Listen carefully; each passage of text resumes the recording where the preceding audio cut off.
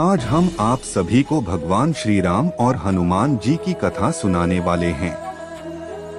यदि आप हमारे चैनल पर पहली बार आए हैं तो कृपया वीडियो को लाइक करें और चैनल को सब्सक्राइब कर लें।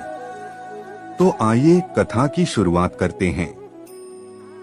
अयोध्या के राजा दशरथ के घर जन्मे भगवान राम मर्यादा, सत्य और धर्म के प्रतीक थे। वे बचपन से ही अत्यंत शांत, दयालु और पराक्रमी थे। जब राजा दशरथ ने उन्हें अयोध्या का युवराज घोषित किया तो पूरे नगर में खुशी की लहर दौड़ गई। लेकिन नीति को कुछ और ही मंजूर था। माता कैकेयी के 2 वरदानों के कारण भगवान राम को 14 वर्षों के लिए वनवास जाना पड़ा और भरत को राजा बनना पड़ा। भगवान राम ने बिना किसी दुख या क्रोध के पिता की आज्ञा को स्वीकार किया। माता सीता और भाई लक्ष्मण उनके साथ वन चले गए। वनवास के दौरान उन्होंने अनेक ऋषि मुनियों की रक्षा की और राक्षसों का संहार किया। लेकिन एक दिन लंका के राजा रावण ने छल से माता सीता का हरण कर लिया। यह भगवान राम के जीवन की सबसे कठिन घड़ी थी। माता सीता की खोज में भगवान राम और लक्ष्मण भटकते हुए किष्किंधा पहुँचे। वहीं उनकी भेंट हुई वानर राज सुग्रीव और उनके मंत्री हनुमान जी से। हनुमान जी उस समय वानर रूप में थे, लेकिन उनके भीतर अपार शक्ति, बुद्धि और भक्ति छिपी हुई थी। जैसे ही हनुमान जी ने भगवान राम को देखा, उनका हृदय प्रेम और श्रद्धा से भर गया। उन्होंने पहली ही भेंट में पहचान लिया कि यही विष्णु के अवतार हैं। हनुमान जी ने भगवान राम और लक्ष्मण को सुग्रीव से मिलवाया। भगवान राम ने सुग्रीव की सहायता करके उसे उसका राज्य वापस दिलाया और बदले में सुग्रीव ने माता सीता की खोज में वानर सेना की सहायता का वचन दिया। इसके बाद वानर सेना चारों दिशाओं में माता सीता की खोज में निकल पड़ी। दक्षिण दिशा की खोज का भार हनुमान जी पर पड़ा। समुद्र के तट पर पहुंचकर सब वानर निराश हो गए, क्योंकि विशाल समुद्र को पार करना असंभव लग रहा था। तभी जामवंत जी ने हनुमान जी को उनकी भूली हुई शक्तियों का स्मरण कराया।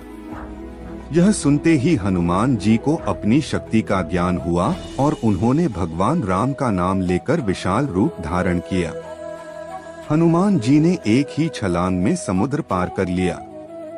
रास्ते में उन्हें अनेक बाधाएं आईं। सुरसा, सिंहिका जैसी शक्तियों ने उन्हें रोकने का प्रयास किया, लेकिन हनुमान जी ने अपनी बुद्धि और शक्ति से सब पर विजय पाई। अंततः वे लंका पहुँचे। लंका में हनुमान जी ने गुप्त रूप से माता सीता को अशोक वाटिका में पाया। माता सीता अत्यंत दुखी थीं, लेकिन भगवान राम के नाम का स्मरण कर धैर्य बनाए हुए थीं। हनुमान जी ने स्वयं को रामदूत बताया और भगवान राम की अंगूठी उन्हें दी।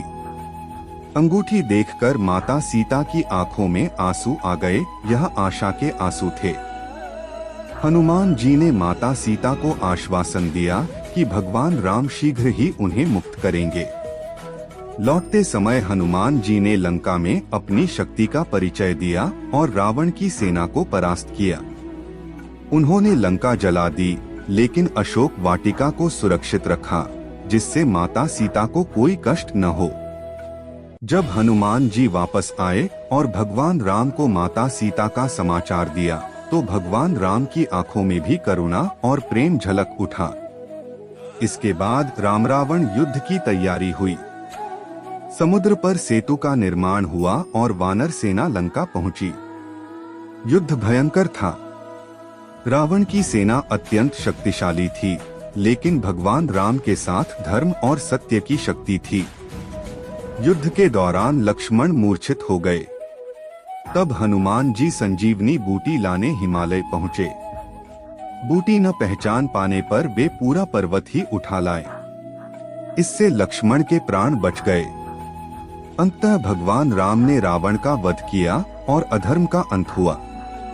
माता सीता मुक्त हुई और सभी अयोध्या लौट आए। अयोध्या में दीपावली का उत्सव मनाया गया और भगवान राम का राज्याभिषेक हुआ।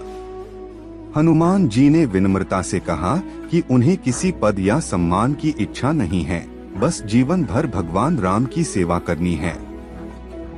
भगवान राम ने उन्हें अमर होने का वरदान दिया और कहा, जहाँ मेरी कथा होगी वहाँ तुम अवश्य रहोगे।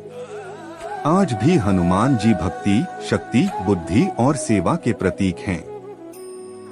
उनकी निस्वार्थ भक्ति हमें सिखाती है कि सच्ची श्रद्धा में अहंकार नहीं होता, केवल प्रेम और सेवा होती है।